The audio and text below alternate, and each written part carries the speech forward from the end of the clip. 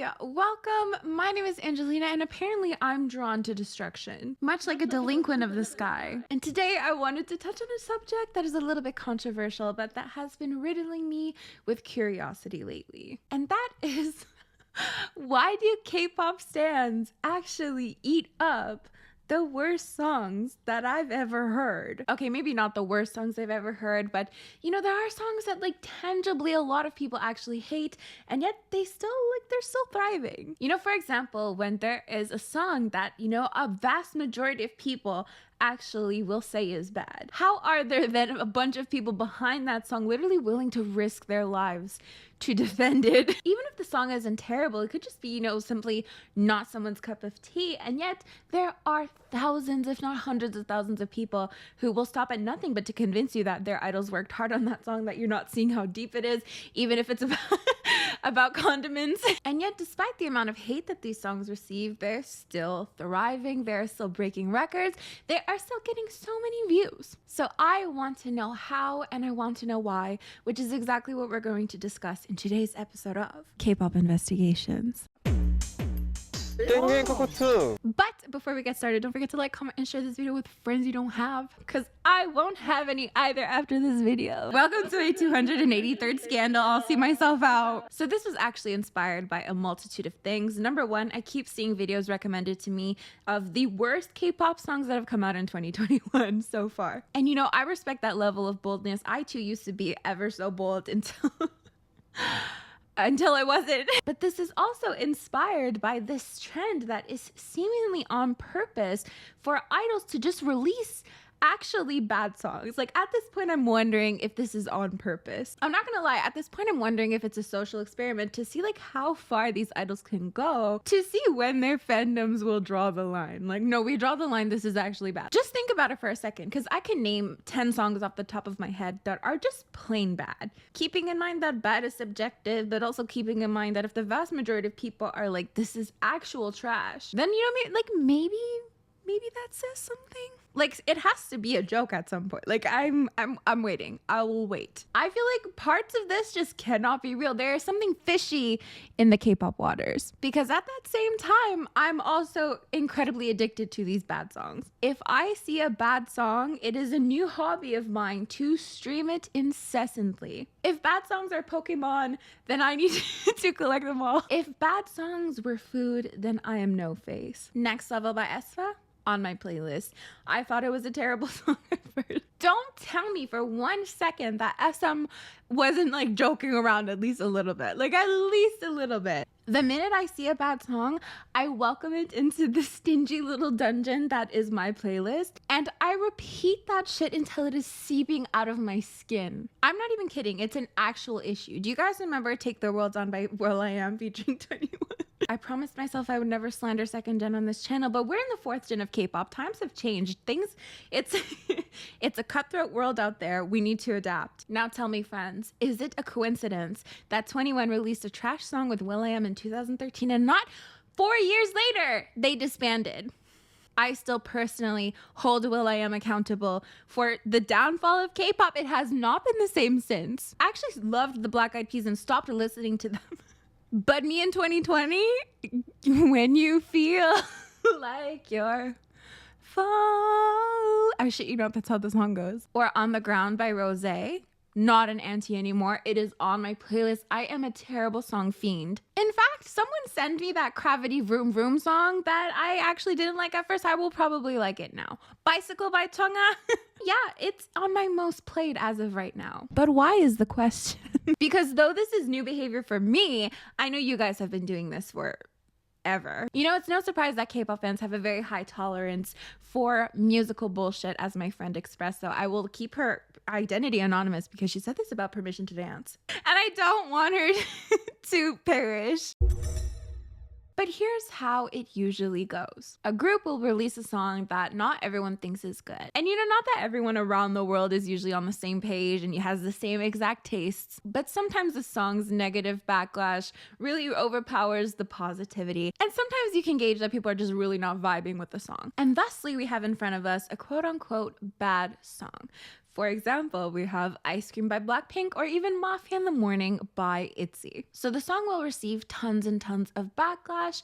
However, fans will be adamant that the backlash should not be towards the group at all. The backlash should actually be towards the producer or the company. So then we see hashtags towards the producer or the company. Fans demanding for better because they feel like their group was set up for failure by being given such a terrible song. So after all of the hashtags, after all of the hate towards seemingly very innocent producers and maybe less seemingly innocent companies, what happens? Nothing, because companies don't give a fuck. But also, people end up streaming the song anyways, which is exactly the case for Ice Cream, Mafia in the Morning. Ice Cream literally has 600 million views, and everyone hated it at first. Or even another example, How You Like That. Everyone hated Teddy. Everyone was going after Teddy on Twitter. Do you think Teddy gave a fuck? No, but How You Like That still was like one of the most amazing songs released that year. People were mad that he gave Blackpink another beat drop, as if Teddy is not one of the most genius music producers in K-pop. I'm sorry, but like leave him out of this. Or even Permission to Dance by BTS, which I'm actually scared to talk about, but like we have to talk about it. It's for sure received a lot of backlash. I've seen it, but I know for sure there's going to be a few people in the comment section who are going to gaslight me into thinking that they've not seen any backlash whatsoever. It's an amazing song and they have no idea where I'm coming from. I know it. I can feel it in my bones. But even at that, when people dislike Permission to Dance, I feel like the default is to blame Ed Sheeran. Like, it's not BTS's fault. It's actually Ed Sheeran's fault. BTS is like super innocent, just like Blackpink was super innocent for How You Like That. ITZY was super innocent for Mafia in the Morning, even though I feel like it's almost insulting. Say what you want about K-pop being manufactured, say what you want about idols not having a say in certain things. You know, I find it a little bit hard to believe that, especially with the bigger artists, that they have like absolutely no say. You know, I can just picture these artists at home, like hearing about this, like hearing about the hate that their producers are receiving, and then being like, but this song is my baby. Like, I literally love this song. Like, why leave my producers out of this? So, you know, for K-pop, it is easier to blame the producers.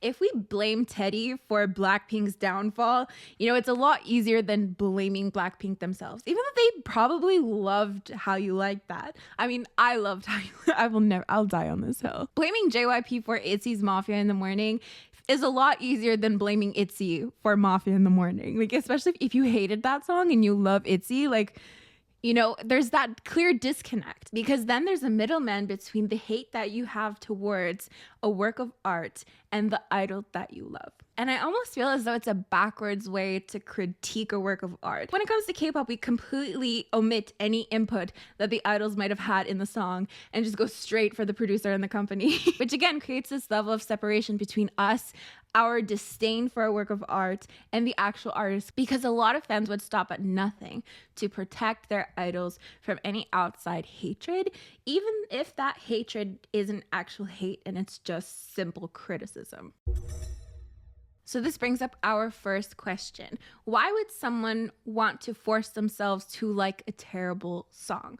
Or at least a song that they deemed terrible at first, but now suddenly they're streaming it to no end? Or rather, what societal factors would push an innocent individual to do something like that? To answer that question, we have to look at aespa's Next Level. I'm so sorry. Don't worry, if you love Next Level, I love Next Level too. Don't get me wrong. It's on my playlist. Next Level was a comeback that I was super excited for. I had heard the original and I thought like it was super catchy. But then it really, really disappointed me. And I thought, honestly, for a really long time that I just could not stream the song, because SM had this weird obsession with just ruining the flow of it, and all these changes within the song messed me up, and I felt like I really couldn't listen to it. And I tried to give it multiple chances, and it just was not sticking with me. I felt like SM was literally playing a prank. It just didn't tickle my feather or float my boat, or like, I don't even fucking know. But I was genuinely mad at SM for the ass hattery that I thought the song was. However, I will tell you guys a very riveting story.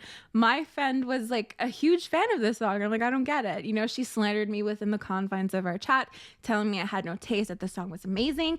And I saw everyone else absolutely loving this song despite like the initial backlash. And I'm not gonna lie, I did feel incredibly left out. Like every single video that was popping up was their choreography or other artists doing it, or people doing dance covers of this song or vocal covers of this song. And I was like, am I missing out on something really amazing? But I just couldn't get on board. The world was going around me as if SM wasn't playing a joke on us, and I was just sat there lonely and feeling left out, being slandered, unable to, bond with my friend over this, to the point where I forced myself to stream it. I started streaming it, and I'm like, you know what? I can get down with this, Navis calling. Like I could get down with that. And so my friends, I did. So in this day and age, I do think peer pressure is still a thing. But my greater point actually is that if we look at the big picture of it all,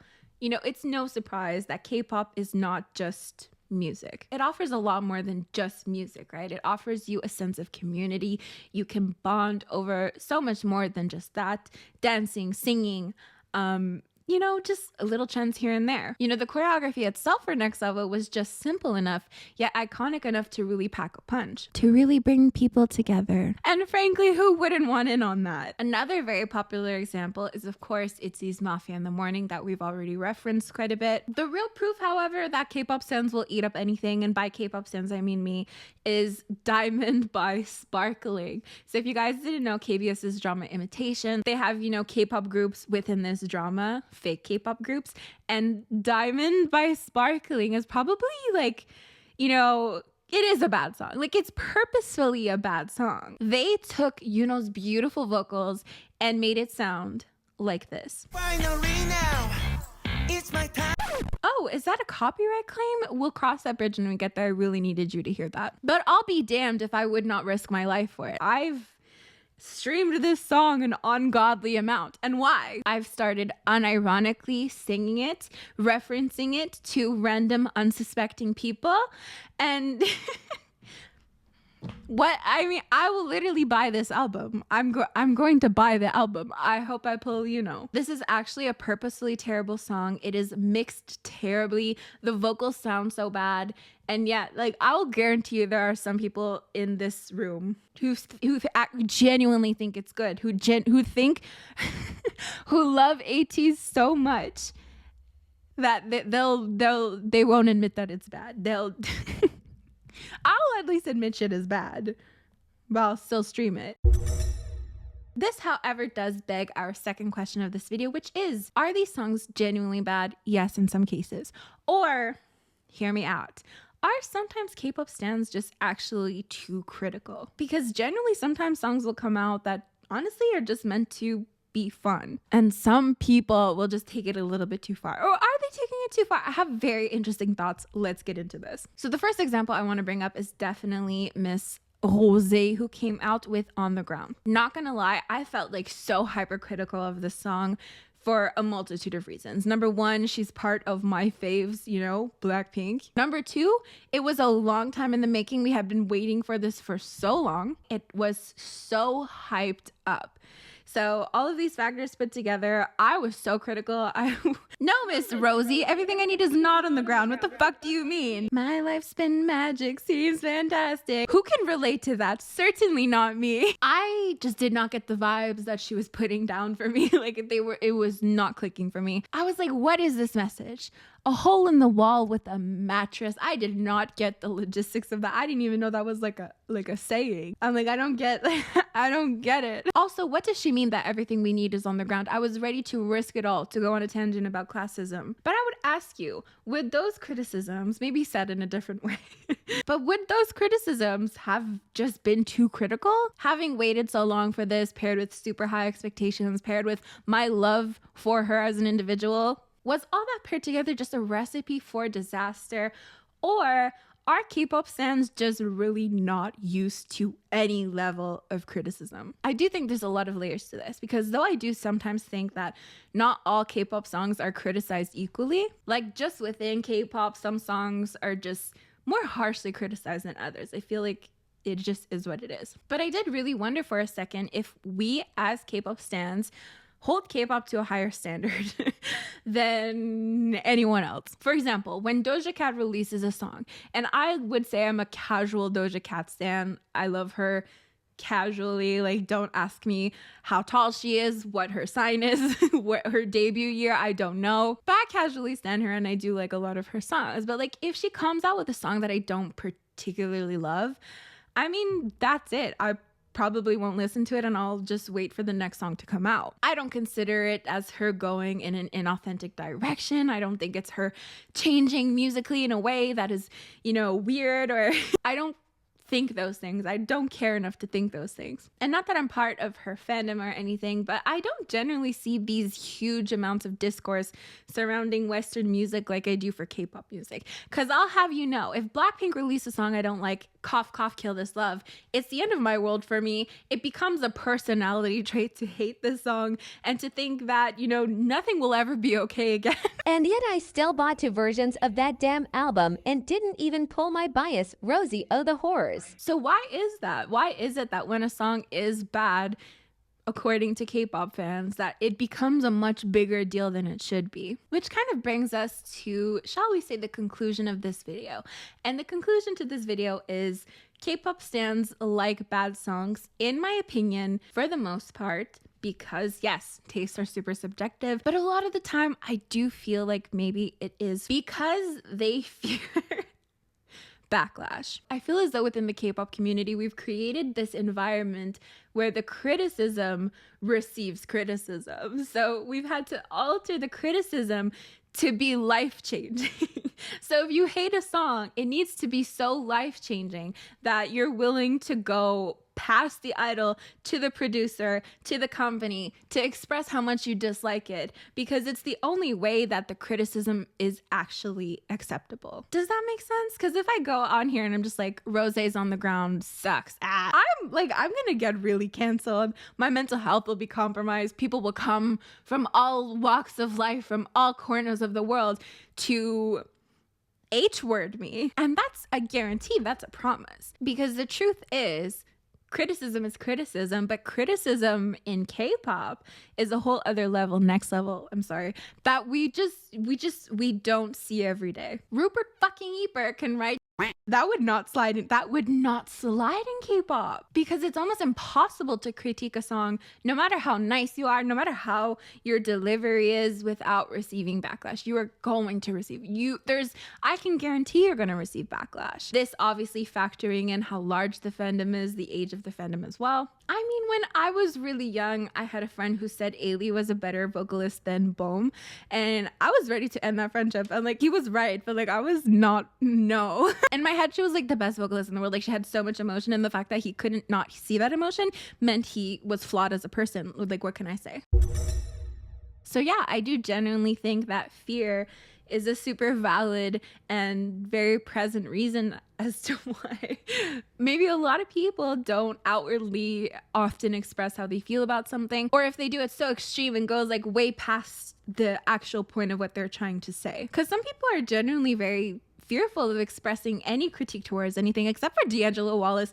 That, oh my god, I saw the title of his video and I had a panic attack for him, and then I consequently took 2 weeks off. That's how audacious that whole situation was, in my opinion. But yeah, that is basically it for this video. I would love to hear your thoughts about all of this, about everything we've discussed, because of course terrible is subjective. What I think is terrible might be super amazing for you, might be life-changing for you, and that's of course super valid. But I do wonder sometimes if people within their own fandoms are scared to say something for fear of backlash. But it definitely goes without saying, criticizing a song should be a little bit more accepted and a little bit normalized amongst the K-pop community. You're allowed to not like a song, you're allowed to like a song that everyone hates. Nothing is really exempt from criticism, and I don't think criticism equals hate, though that is often how it's interpreted. So yeah, that is basically it for this video. Again, thank you so much for joining me. Don't forget to like, comment, and share this video with friends you don't have.